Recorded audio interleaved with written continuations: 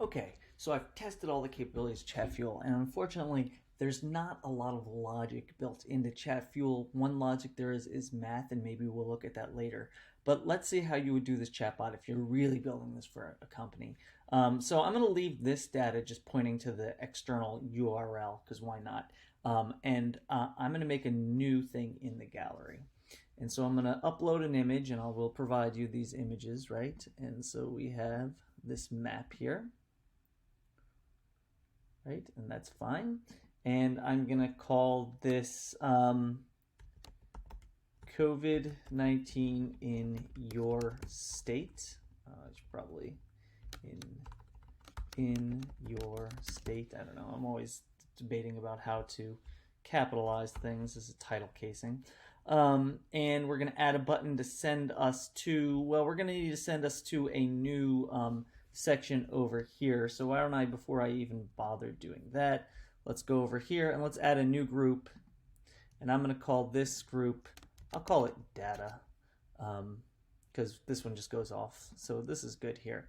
And I'm going to make one, and I'm going to call it data intro, because you can't actually name two things the same. If I had typed in intro, you'll see it'll balk at me.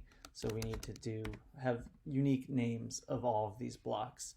Now I'm going to go back to our main gallery, and the button is going to be explore, and we're going to redirect to data intro. And so we're all, whoops, I accidentally added a new one of those. If you do that, you can just hit delete. So I've got that all set up. So we're going to go into data intro. And so now this is going to be about taking some user input. Now, really the way you would do this is you're going to have to create API services. And that's kind of above all of your pay grades. And even for me to do it, it would take me most of a day to set this up and get it really working the way I wanted to. What I had wanted to originally do is take this and use its API and build an API that calls their API, parses it out to how I want to. But honestly, it would just take me all day. So I'm sorry, but I'm not going to do that right now. Instead, let's fake it because it doesn't matter. This isn't a real chatbot. So I just want to show you the capabilities. So let's see what we have here. So they came over to data, and again, I should probably build a flow chart for this, but I'm going to extemporarily do this because I have it in my head of what's going to happen. And so it's going to be like, probably we should have just some intro. It's like, hello, and I'll put their first name in again. So this is about, okay, let's look at COVID-19 data in your state, okay? And so we're going to want them to type in their state. And to type in their state, they're going to go to more, and we're going to go to save user input. And this will give you a place to ask a question, and then you'll create this attribute. This is like a variable. Like we saw these first names, they're variables, but this one you name. So I'm going to say, what US state are you in? Question mark. This only works if you type Iowa or Illinois, just for right now, because we're faking this, right? Obviously, if we had an API, we do this. So our state here, if I type in state, there's going to be an error, and it's because apparently state is not allowed here. So we're going to just say US state. Can I add a dash in there? I like dashes, but maybe it'll give me an error. Not a valid. Yep, there it is, valid. Okay, so US state. That sounds good. I like US dash state. I like to keep things semantic so I understand what's happening. So right now, when someone goes to this, they'll say, well, what is your state? And we're going to ask them to type in. So let's just check this out real quick. I'm going to say options just to get this up again. And we'll go over here, and we've got COVID-19 in our state. So I'll explore. Okay, hello, Kevin. Let's look at that. So what USA state are you in? It only works if you type Iowa or Illinois. Great. Right now it's not going to do anything though. So coming back to here, we can use this right here. So let's say I wanted to reply with some of their states. So this is now kind of like this. So I'm going to add a text in. I'll be like, now this is so frivolous. You would never do this in the COVID-19 context. I'll be like, oh, I see you're from, right, U.S. state.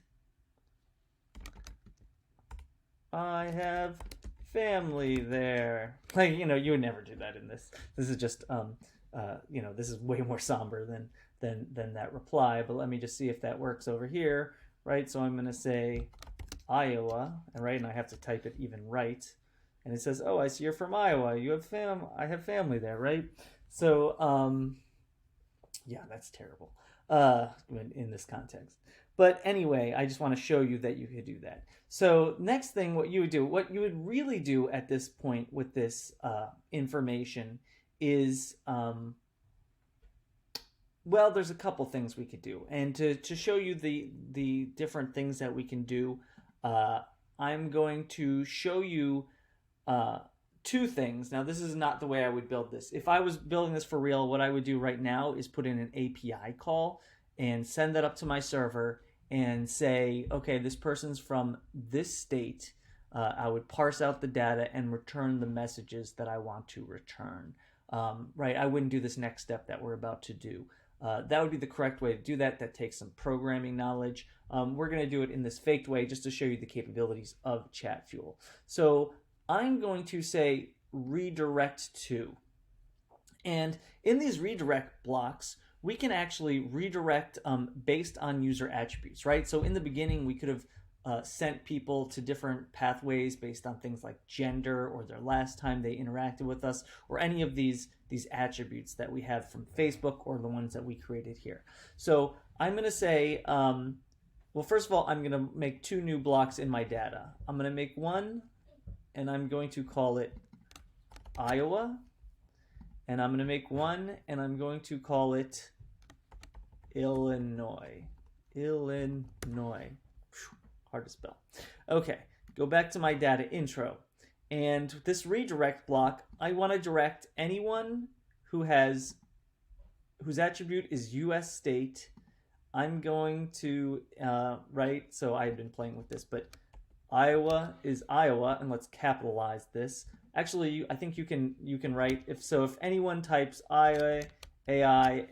So there we go. That's nice. That has some logic in it at least. So no matter how how they're likely to type it, we can send them to the right thing. And I'm going to send them to Iowa.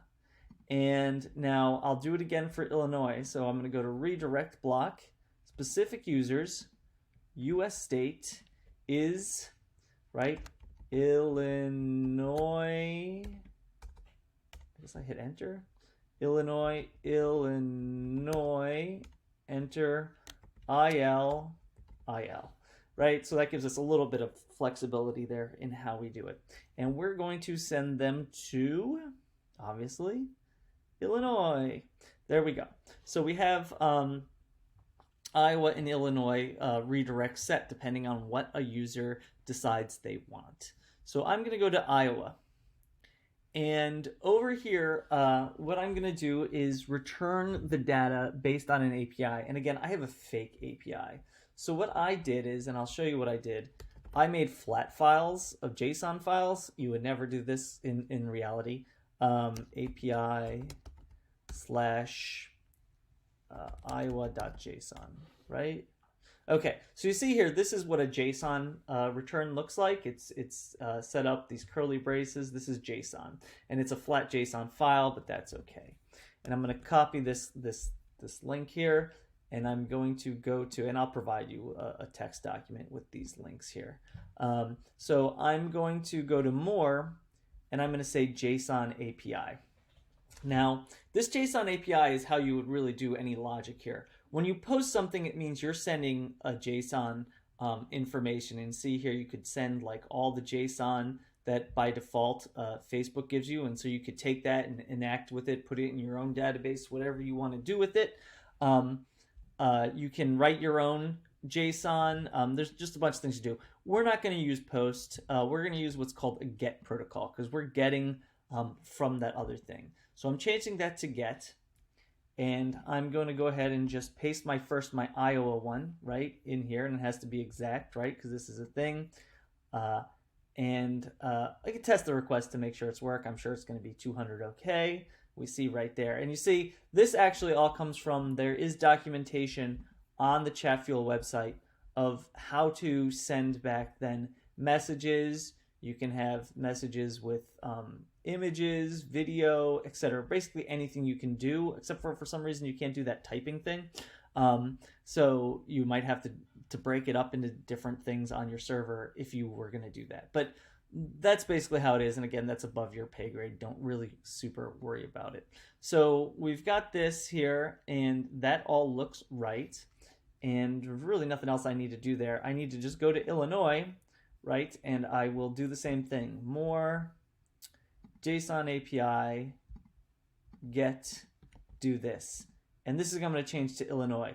The truth is, the way you would build this with this get is if this was a real API, it would be likely that you'd have something like API data, and then you'd put a URL parameter in here. So you'd say like state equals, and then you'd pass in that their variable, so US state. This is really how it would look if we were using a real API that we set up. We'd have this URL parameter telling us what information we need to do. We'd parse out our responses based on the data, and then we'd send it back. But again, we're just doing flat files, so we're going to just send it to illinois.json. I'm just going to test it, make sure it's 200 okay, and that's good. And that's pretty much it here. We'd have to send them somewhere else, but let's just test it and make sure it's working, obviously. So we we have to go back to options, right, to kind of get us into that workflow. And we'd say, because we've kind of like left people, so we're going to explore our COVID data. And it'd say, hey, it only works if you type in Iowa. So I'm going to type in Iowa since I'm here in Iowa. And it'll say the frivolous, oh, I see you're from Iowa, you have family there. And then it returns, right? I have it returning as of April. I'm making this video on April 2nd. They actually haven't updated the numbers today, but I'll say it has this many people. There are 549 positive cases and 9 deaths. And I have an image I grabbed off the internet, a screenshot of where the cases are in Iowa. Right, so obviously you see you can do a lot with this logic if you are sending them there, sending information back, parsing the logic programmatically, and that's how that would work. So go ahead and get that working, and I will give you a text document of the 2 files you can use.